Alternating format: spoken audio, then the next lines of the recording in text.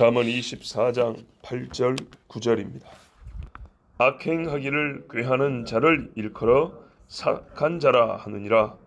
미련한 자의 생각은 죄요 거만한 자는 사람에게 미움을 받느니라.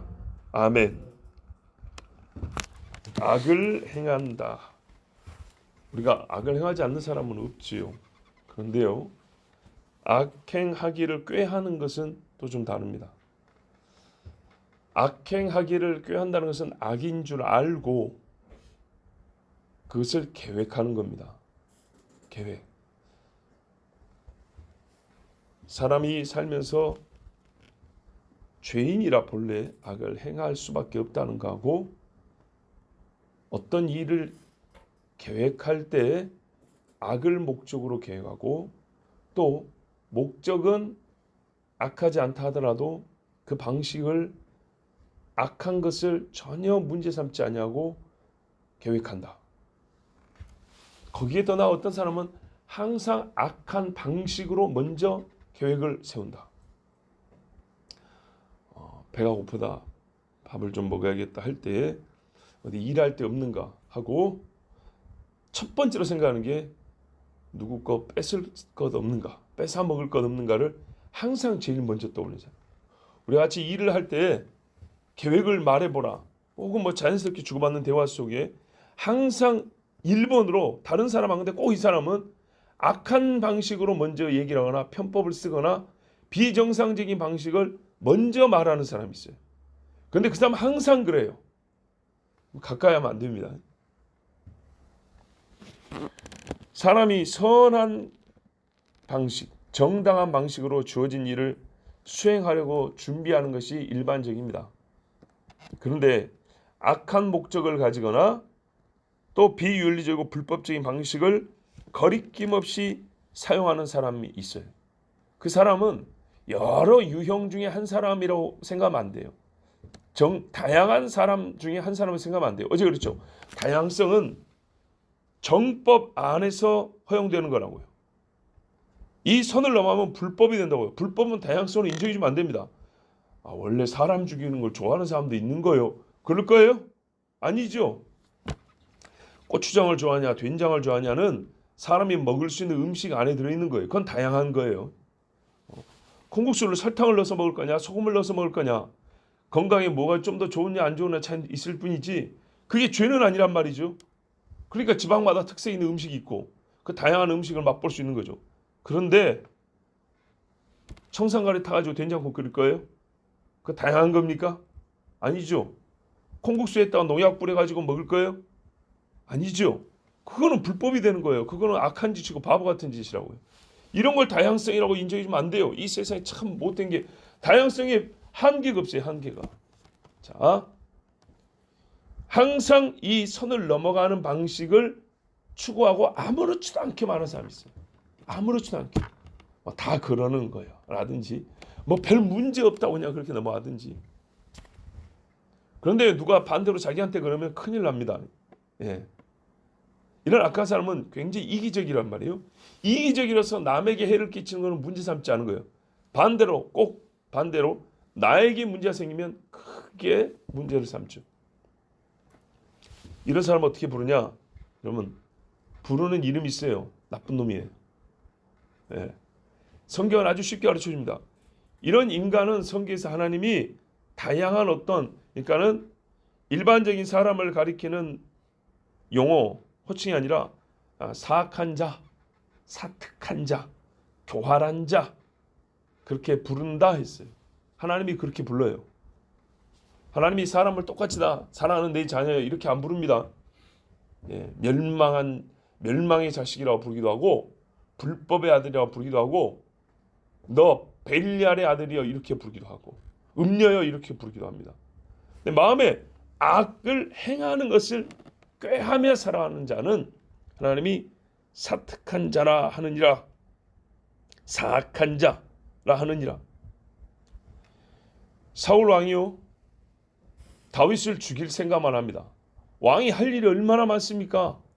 그런데 이 사람은 눈만 뜨면 다윗 어딨냐? 그놈을 어떻게 죽일까? 이게 왜 왕이 하는 일의 주 업무가 돼야 됩니까? 그래서 요나단 아들이 말렸잖아요. 걔가 뭔 죽일 일을 했냐고. 걔가 왕한테 쫓겨날 일이 뭐가 있습니까? 사위 아닙니까? 세상에 바람을 펴도 자기 딸을 생각해서라도 한 번은 눈 감아주는 게 보통 장인들이 한 번쯤 해줄 수 있어요. 그런데 얘가 뭘 잘못을 했다고 그렇게 죽이려고 한다니까 하니까 사울이 어떻게 해요? 자기 아들 요나단도 죽여버리겠다고 창을 던졌단 말이에요. 벽에 꽂힐 정도로 세게 던졌습니다. 사울이 등치가 크거든요. 보통 사람보다 머리 하나 더 위에 있다 그랬어요. 이럴 때 사울은 악한 자라고 부릅니다. 여러분, 악을 행하는 것을 꾀하는 자를 절대 가까이 하지 마세요. 이런 사람하고 무슨 선한 일이 있어서 동업을 한다거나 동맹을 맺는다거나 이러면 어떻게 되겠습니까? 내가 선을 하고자 하더라도 항상 부딪히게 되어 있습니다. 그렇죠? 나는 선을 행하기를 꾀하는 자이고 그는 악을 행하기를 꾀하는 자이기 때문에 항상 친구가 되고 싶어 될 수 없고 충돌할 수밖에 없습니다. 그러면 이야기는 어디까지 하냐? 악한 자니까 나를 없애고 자기 하고 싶은 것을 하기까지 이르지 않겠습니까? 항상 주변에 선한 사람이 주어지고 짝이 되고 도움이 되려 오는데도 그 선한 사람을 물리쳐내고 죽여버리고 해를 끼치고 이런 사람들은 여러분 정말 조심해야 합니다. 가까이 갈 필요가 없고 함께 무엇을 하겠다고 뜻하지 마세요. 그냥 기도할 뿐이지 내가 가까이 가서 손을 잡아주겠다 이거는 아주 위험한 일입니다. 9절에 보면 번역이 좀 잘못된 게 있습니다. 미련한 자가 아니고요. 그냥 미련한 생각입니다.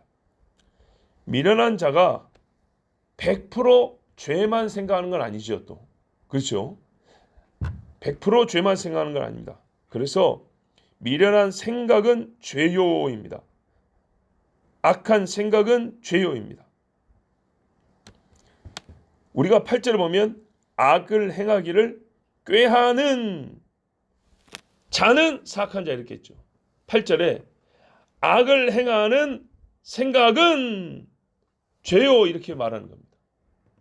이해가 되시죠? 자, 앞에 보세요. 8절에 이런 거예요. 악을 행하는 것을 생각하는 사람은 죄인이죠. 사특한 자입니다. 사특한 자. 근데 왜 사악한 자라 부르냐? 악을 생각하는 것 자체가 죄이기 때문입니다. 뭐 순서라면 9절이 먼저 나왔으면 좋았을 뻔했죠. 이 이야기는. 보세요. 9절에 어떻게 되냐? 어리석은 생각, 악한 생각은 죄요. 8절에 이렇게 악한 생각을 하는 즉 죄를 가지고 있는 사람은 사악한 자요. 이렇게 되는 겁니다. 순서가 거꾸로 되어 있지만은 우리가 이해하기에는 좀 반대인 것 같지만 왜 악행을 꾀하는 악을 행하는 생각을 하는 사람을 사악한 자로 부르는지 다르게 부를 수 있지 않아요? 아니야, 이 사람은 사악한 자야 라고 부르는 이유가 9절에 있습니다. 그 악을 행하는 것을 생각한다는 것은 그 자체 죄이기 때문입니다. 악행하는 것을 생각하는 자체가 죄이기 때문에 이 죄를 품은 사람을 뭐라 불러야 되겠느냐? 죄인이랍니다. 죄인. 그런데 늘 이렇게 생각하기 때문에 죄인인데도 그 부르는 이름이 더 아주 불명예스럽고 가증한 이름인 교활한 자, 사특한 자, 사악한 자 이렇게 부른다입니다. 여러분, 우리가 어리석은 생각을 얼마나 많이 하는가 한번 생각을 해볼까요? 즉 자칭 선한 일을 평시에 생각하고 나는 선한 일을 도모하는 자입니다. 그래서 나는 사악한 자가 아닙니다. 할지라도 그러면 그들을 조심해야 되는 나일지라도 우리도 얼마나 이 사악한 자에 근접한지 또는 충분히 사악한 자가 될 수 있는지 한번 생각을 해볼까요? 하루에 어리석은 생각, 남의 것을 탐낸다든지 음란하다든지 시기한다든지 이유 없이 저주한다든지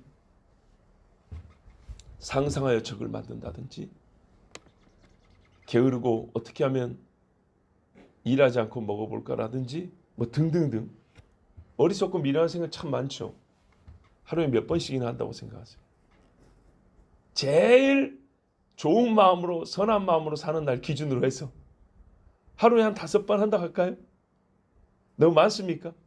그럼 대충이 아니죠. 굉장히 적게 잡아서 우리 양심적으로 적게 잡아서 3번. 3번 잡는다 하고요. 3번. 하루에 3번. 1년이면 360이죠. 그러면 이거 계산에 복잡하면 어림잡아 깎아줘서 1000번. 1년이면 1000번. 10년이면 10,000번이네요. 그렇죠. 환갑 됐을 때 계산해 보면 그래요. 10살 밑으로는 또 봐주고 사실 봐주면 안 되지만 애들이 하루에 나쁜 생각 얼마나 많은데 봐주고 10살부터 60살까지만 해도 5만 번. 그죠? 자, 지금 많이 깎아줬습니다. 할인을 해줬습니다. 자, 이 5만 번 하나님 앞에 갔어요. 그 5만 번 중에 딱 한 가지라도 정당한 설명할 수 있습니까? 합당한 이유를 하나님 앞에 해명할 수 있냐고. 그래서 하나님이 그랬구나. 그래 괜찮아. 이렇게 하나님이 고개를 끄덕여 줄 수 있는 그런 설명이 준비되어 있습니까? 5만 번 중에 한 번이라도. 한 번. 그럼 한 번 하면 5만 번 그냥 다 깎아줄게요. 뭐 제가 할 수 있는 건 아니지만 자, 한 번이라도 정당하게 설명할 수 있는 거 없죠. 불가능하죠. 어쩔 거예요? 실제로 이런 사례가 있었습니다. 미국에서 19살 먹은 아가씨가 우리 식으로 하면 20살 먹었겠죠. 이 아가씨가 나는 그렇게 나쁜 사람이 아닌데요. 내가 무슨 뭐 얼마나 남을 해치는 생각을 했겠어요. 그러니까 그 앞에 있는 어떤 목사님이 월터 윌슨인가 어떤 목사님을 하면 그럼 아가씨 하루에 한 5번 정도는 쓸데없는 생각 좀 안 좋은 생각하고 사십니까? 그랬더니 그렇죠. 그래요. 하루에 5번이니까 별거 아닌 거였죠. 1년이면요. 한 10년이에요. 이 계산하니까 어마어마한 거예요. 어림잡아 계산해도 무지무지하게 많은 거예요. 15살 때부터 20살까지 한 4년, 5년만 계산해도 끔찍한 숫자예요. 그래서 이 엄청난 기록, 우리가 살면서 다 기록을 갖고 있잖아요. 학교에서 받았던 성적 기록도 있고 100m 달리기 기록도 있는데 이 어리석은 생각만큼 높은 기록이 없어요. 뭐 몇만, 몇십만, 몇백만 이런 기록이 없다고요. 자, 이 기록을 가지고 세상 어디 가도 금메달 주는 데가 없습니다. 하물며 그럴진데 이 높은 기록을 가지고 하나님 앞에 갔을 때 이 수치, 이 높은 숫자가 가리키는 이 기록에 대하여 당신의 어리석은 죄의 기록에 대하여 생각의 기록에 대하여 하나님 앞에 정당한 이유를 설명할 수 있습니까? 그 아가씨가요 참 복받은 아가씨예요. 대답을 못하고 몇 분 망설이더니 무릎을 꿇고 회개했다 합니다. 옛날 이야기입니다. 오늘날은 참 비참한 세상인 것이 그렇게 했을 때 얼굴이 붉어지면서 보니까 인정하는 거예요. 인정을 안 할 수가 없어요. 그런데 그 붉어짐이 죄를 부끄러워하고 무릎을 꿇는 게 아니라 울그락불그락 성경에 나와요. 울그락불그락 해서 어떻게 해요? 자리를 박차고 돌아서 나가버리는. 이게 바로 복받은 자와 저주받은 자, 은혜 있는 세대와 은혜를 상실한 세대의 차이입니다. 깨우쳐주면 회개하고 두렵다면 하나님 앞에 무릎을 꿇고 용서를 구하면 될 것인데 분명히 양심에 큰 울림이 있음에도 불구하고 부인하고 분노하여 은혜의 자리를 바로 오늘이라 부르는 구원의 날을 부정하고 내팽개쳐버리는 은혜 없는 세대. 그리고 애시당초 이런 말씀을 듣지 못하도록 온갖 방어막과 방패가 즐비하게 사회 곳곳에 서 있는 골목마다 집마다 건물마다 무슨 조직이나 공동체나 클럽이나 사람들이 모이는 곳곳에는 출입구마다 진리가 못 들어오게 막아선 방패들이 있어요. 사악한 것은 집에 갈 때 싸가라고 바리바리 포장해가지고 예쁘게 만들어서 들고 가게 해줍니다. 여기 가서 풀어가지고 음란한 짓을 해라. 저희 가서 풀어서 세상에서 재미지게 놀아라. 그런 것들은 많아도 이거를 집에 가서 풀어보면 당신의 집을 깨끗하게 할 수 있을 것이요. 혼자 있을 때 이걸 열어서 읽어보면 그때도 혼자 있다 하여 불법을 행하거나 헛된 생각을 하지 아니하고 항상 선하고 의로운 길을 지킬 수 있을 것입니다. 이런 준비물, 이런 선물들은 사실상 엄밀히 말하면 교회에서는 나오지 않습니다. 또는 믿음의 부모가 자녀들에게 싸주는 것 외에는 없습니다. 여러분, 이렇게 미련한 생각을 할 때 그 생각을 죄라고 하고 그 일을 항상 즐기는 사람, 변함없이 행하는 사람을 사악한 자라 하는데 이 사람들의 마음을 아까 굉장히 이기적이라 그랬죠. 마귀가 그렇거든요. 그래서 자기를 높입니다. 이기는 자기를 위하는 것은 절대 자기를 낮추는 것으로 자기를 위한다 말하지 않습니다. 항상 높입니다. 그래서 이 악한 생각을 다른 사람의 생각보다 우위에 둡니다. 더 나은 생각이고 더 현실적이고 더 유용한 생각이라고 그렇게 주장합니다. 그래서 어떻게 했냐? 이 사람들은요 거만한 자라 또 불려서 사람들에게 미움을 받습니다. 왜냐하면 이 자기를 높이는 거만한 자는 항상 다른 사람을 비웃고 조롱하는 데 익숙하거든요. 슬쩍슬쩍 웃습니다. 뭔 재밌는 일이 있어서 하하하 웃는 것이 아니고 입을 살짝 돌면서 웃는 아주 묘한 웃음들이 있습니다. 그럼 어떻게 되냐? 이 사람들은 사람들이 오가다가 한 번씩 그런 얼굴을 봅니다. 그러면 나중에는 그 사람을 사랑하는 마음이 없어지고 미움을 받습니다. 즉 똑같은 죄인이라도 죄인들끼리 서로 사랑하는 법이 없습니다. 정말입니다. 여러분, 악을 행하기를 꾀하는 조폭들 있죠. 조폭들 형님 그러잖아요. 그런데 조폭 두목이 그랬어요. 뭐라냐면 돈 없으면 형님 없다고. 네. 돈 있을 때 형님이고 돈 없으면 형님 없대요. 무슨 의리 그런 거 찾지 말아요. 보세요. 처음부터 악을 행하기를 꾀하는 사람들이 모였는데 거기서 갑자기 막 선한 거 막 형제를 위하여 내가 죽겠사오니 이런 말이 나올 것 같습니까? 천만의 말씀입니다. 순전히 돈입니다. 돈이 없으면 의리고 나발이고 없대요. 그게 현실이래요. 네. 맞아요.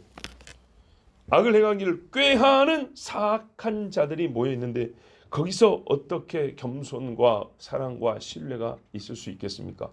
돈으로 묶여있습니다. 돈다발 묶는 끈이 있는 것처럼 돈으로 그들의 마음이 묶여있을 뿐이어서 돈줄이 끊어져 버리면 그 마음들도 다 흩어져 버립니다.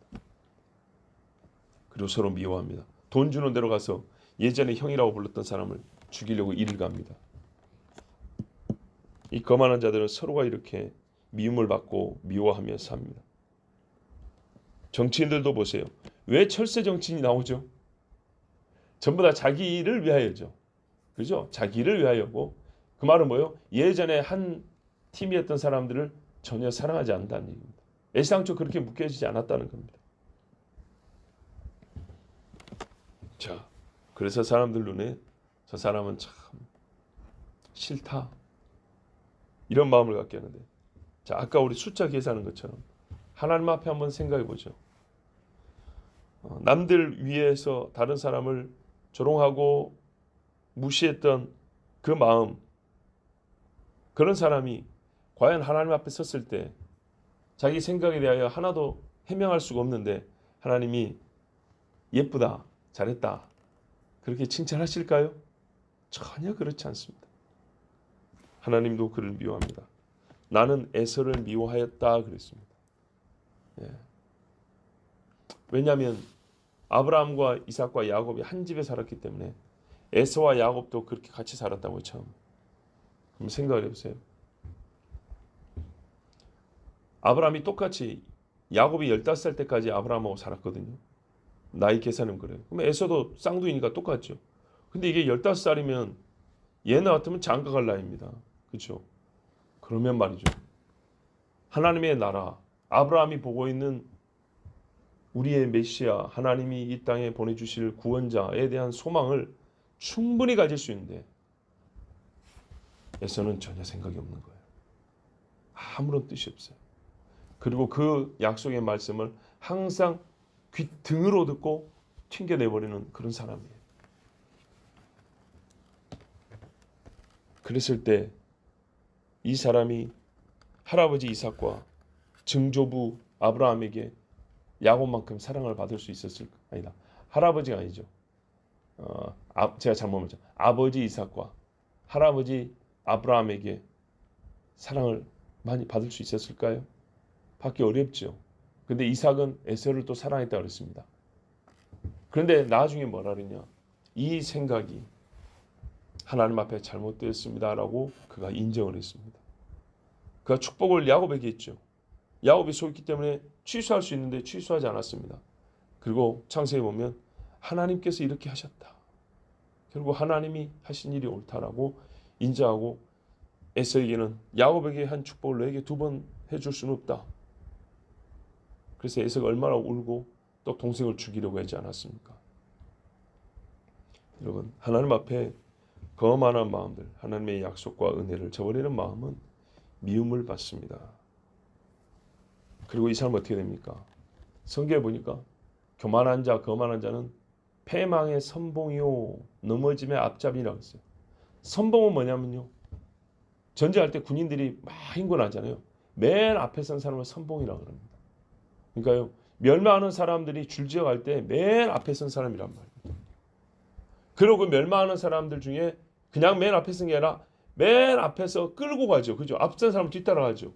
여러 사람을 패망하게 하는데 앞잡이가 되는 겁니다. 거만한 자는 그래요. 그래서 이 미련한 악한 생각을 늘 꾀하며 사는 사람, 이 미련한 생각을 품고 사는 사악한 자, 거만한 자는 하나님 앞에 미움을 받고 패망의 선봉으로 그 삶을 마치게 됩니다. 여러분, 두렵다면 회개하고 주 예수를 믿어야 하고, 깨달아졌다면 하나님의 말씀을 내 삶의 법으로 삼고 유일한 길로 삼아 걸어야 합니다. 세상에서는 이 길을 좁다 부를 것입니다. 그러나 좁은 길이 생명길입니다. 기도하겠습니다.